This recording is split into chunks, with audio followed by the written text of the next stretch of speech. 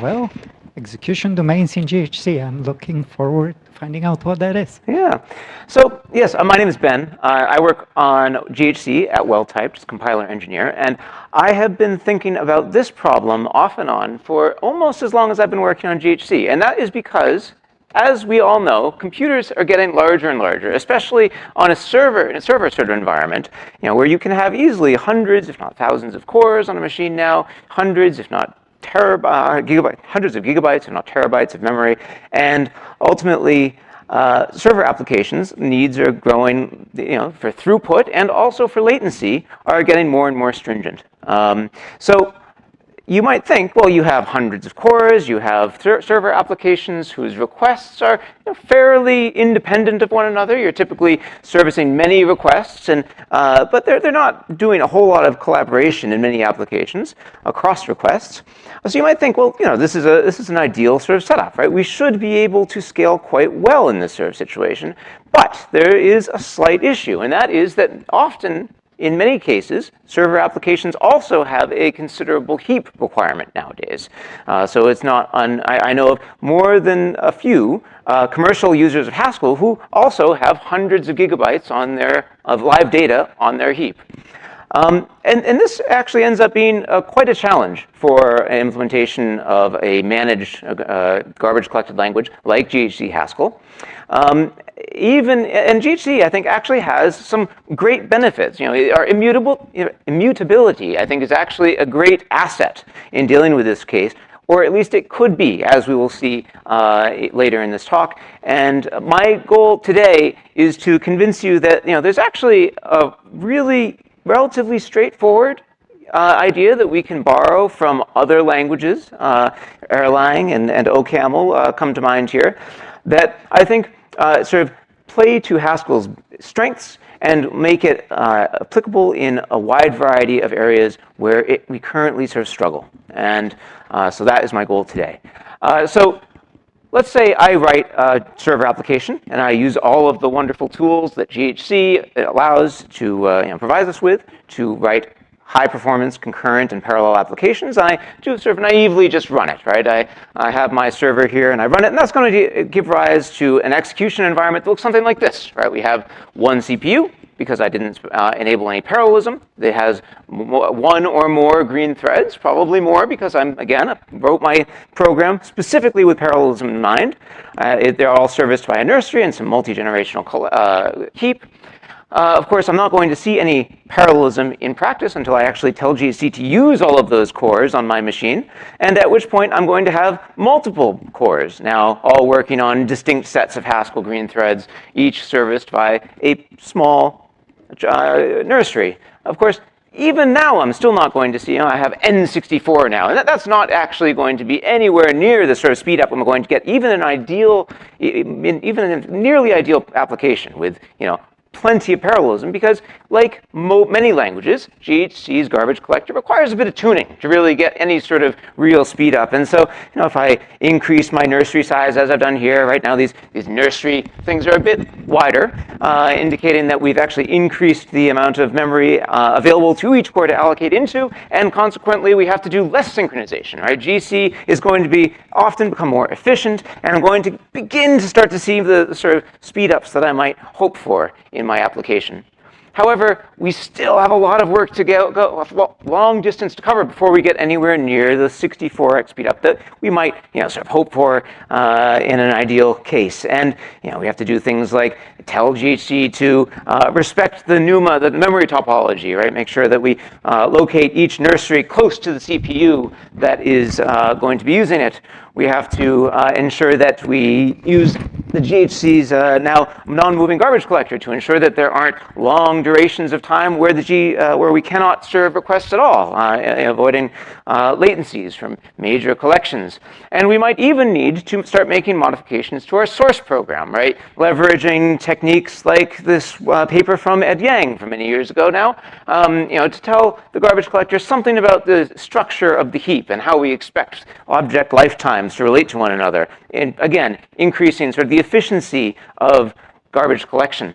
And so all of these approaches that we've seen here are really all working around this sort of fundamental fact that, well, it looks like we have lots of parallelism here, right? We have lots of independent requests. They all are actually tied to a single shared resource, and that is the runtime system, right? And we have put lots, Simon Marlowe can certainly speak to this, and I've put in plenty of work myself in trying to make the runtime system more scalable. But this sort of work is an endless sink of time, and it often comes with diminishing returns. And at some point, the fact that there is only one runtime system, all of these threads are tied together under the one runtime to rule them all, is really inevitably going to be a bottleneck, I would argue. And moreover, we have the fundamental problem of different components of a program often differ in their optimal scheduling and GC policies, right? So if we were to really start to address that issue, we really need to start thinking more of our program as a distributed system, right? You need to start thinking about things like message passing and how do we isolate various portions of our application from one another, start thinking about them as really distinct processes. And we have great tools in Haskell to deal with problems like this, right? The Cloud Haskell paper comes to mind, sort of building upon the Erlang heritage. But unfortunately, for many applications, especially a few that I can sort of have in mind from our commercial users, it is quite difficult to sort of render the application as a distributed system in a multi-process setting because you have, again, this hundreds of gigabytes of data in memory that you need to somehow distribute across the many processes that are now serving your application. And so we might not need multiple machines. We don't necessarily want to distribute across computers, but we do want to have these threads of our application running in separate processes. But we certainly don't want to duplicate the entire 100 gigabyte data set that we're querying in our program across each of those processes. And this is quite bad, especially because memory footprint is often the dominant factor in determining the hardware requirements of hosting a service in an industrial setting. So there are actually commercial users who have started doing real headstands to try to work around this. Whereas I think with a relatively small, and I think not that hard to implement feature, we could actually make this status quo considerably easier to work with.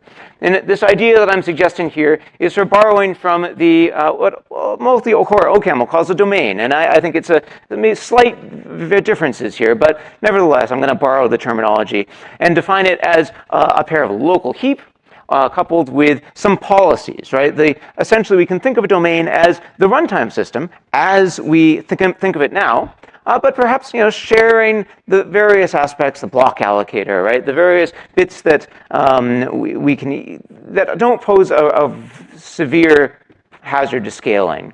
In particular, the idea here was we want to be able to allow multiple heaps within a single process, allow sharing of data between them in some global heap structure that can be explicitly evacuated or promoted into, and then allow communication between these domains by way of message passing. And this allows us, if we are careful, to ensure that we do not allow inter-domain references.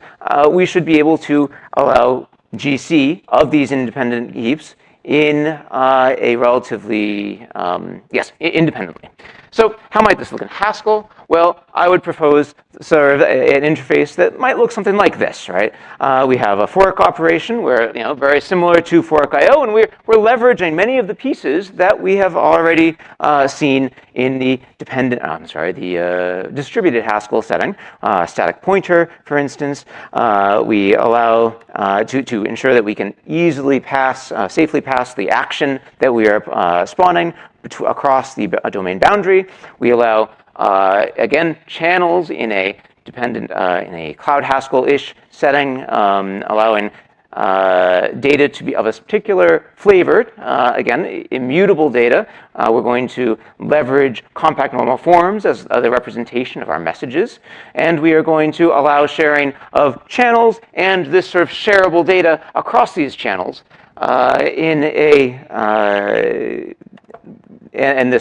across the domain boundaries. Likewise, we have an operation to globalize data onto the global heap and allow such references to be shared across many domains.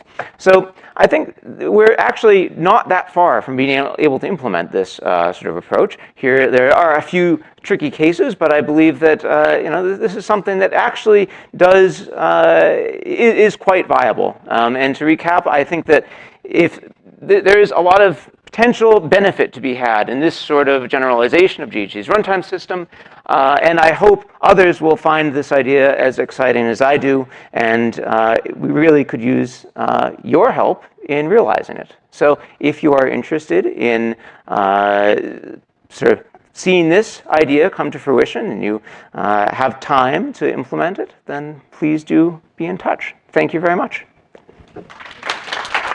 I apologize for being a little bit over.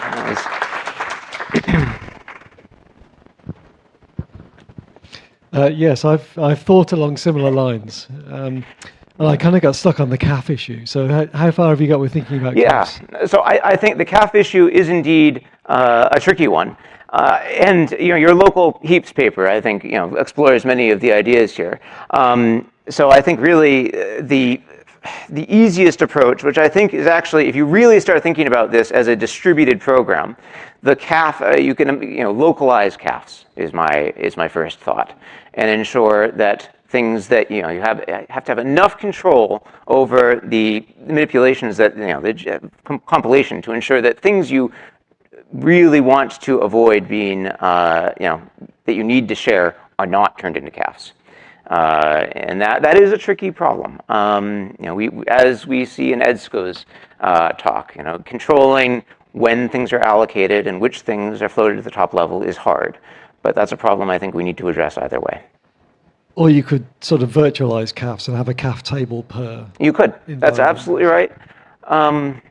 Yes, that is certainly another approach. I'm not sure. That's sort of the sort of trade-offs that I'm leaving as exercises to the reader, rather unfairly, but 7-minute talk, 10 I guess now. EDSCO, over.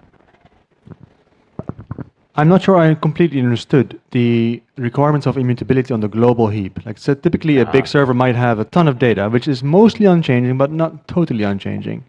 So how does that work? Yes. So, the requirement is, the rationale for that requirement is that, again, we want to ensure that no data is, that we can safely collect each individual domain's heap without worrying about references from the global heap or others. Now, how do you actually work under that restriction of immutability in the global heap? That is, as well, that currently, when you're working with a distributed system or in this sort of distributed mindset, you typically need to start designing your application around the restrictions of that model. This is one of those restrictions, right? And so, indeed, if you do have, a occasional update, you might need, some largely immutable data that is occasionally changed, then you will need to sort out a data structure, a representation that will allow you to perform those updates while avoiding doing too much work in promoting too much data into the. We can talk about how that might look, but yeah. Yeah, that's right. Okay, let's thank Ben one more time, and next is Shek.